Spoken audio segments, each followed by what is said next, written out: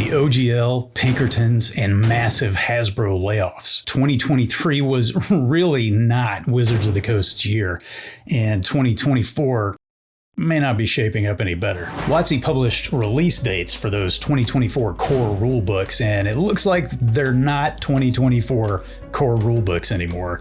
At least not all of them. We're going to talk about those release dates, and you want to stick around to the end because we're also going to talk about possible reasons for these apparent delays and what this means for D&D players and fans. Hey there, adventurers, and welcome to another episode of Short Rest Studios. My name is Judd, and on Monday of this week, that's February 12th, 2024, if you're watching this later, WoTC published an article on D&D Beyond called Dungeons & Dragons Turns 50. See how we're celebrating our gold anniversary. I'll drop a link to that article in the description. If you open up that article after the 50th anniversary wallpaper, which is actually pretty cool, and the list of conventions they'll be attending, we see this nice little section, upcoming D&D book releases. Here's a flashback. Remember Pax Unplugged, December 1st through 3rd of last year? Huge game convention? Ringing any bells? During that event, images of artwork from the upcoming core books were posted to social media with actual release dates on them, 5/21/2024. Those were quickly taken down, but a lot of people saw them in their social feeds, including me. I mean, it was obviously a mistake and one somebody probably got in a lot of trouble over. Fast forward to 2 weeks ago when the Dungeons & Dragons YouTube channel published a video on the final playtest results for the upcoming PHB, and lead designer Jeremy Crawford had this to say. I just want to confirm with you and as well as everyone watching this video, that is definitely not the release date. That was never the release date. In fact, we will still be working on the books in May. Yeah. Do I think Jeremy's lying? No, not really. You may disagree, but I don't feel like he's given me a reason to think he's lying. But I do think someone expected those books to release in May at some point.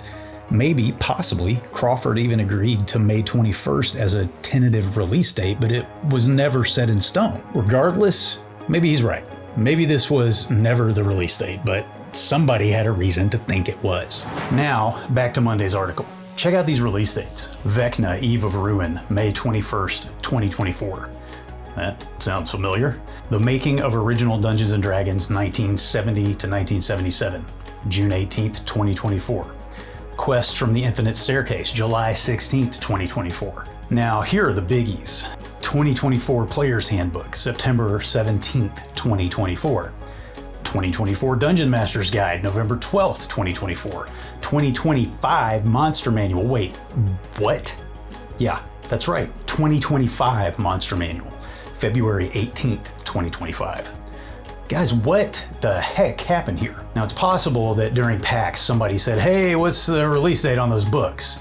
And in a rush, that Vecna date got put on everything. It's possible. But clearly something is amiss. WoTC themselves have been referring to the 2024 core rulebooks, and now a third of them are coming out in 2025. Yes, I know, that's only one book, but my point still stands. In my humble opinion, we're experiencing a delay. At least with the Monster Manual. So what happened here? Well, right up front, let me just tell you I have no inside information. These are just my opinions. Historically, these books are difficult to produce.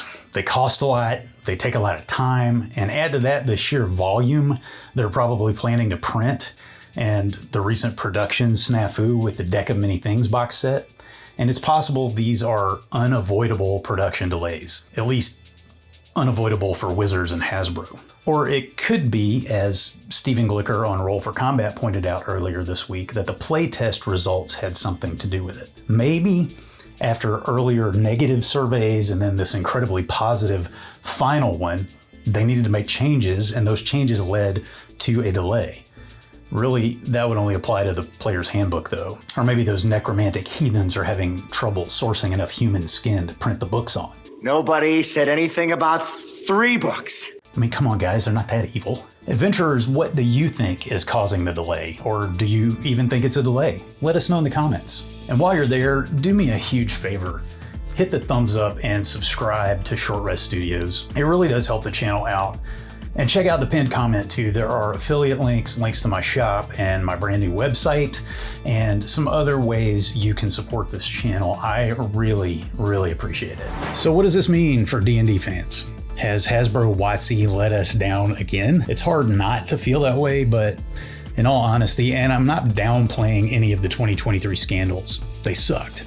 In all honesty, these things happen. Products get delayed all the time, and the bigger the product launch, the more moving parts there are, and the more likely a kink pops up that slows things down. I think because of the OGL and the Pinkerton thing, we as a gaming community are hypersensitive to anything that goes wrong when it comes to Dungeons and Dragons or Wizards of the Coast. Maybe somebody screwed up.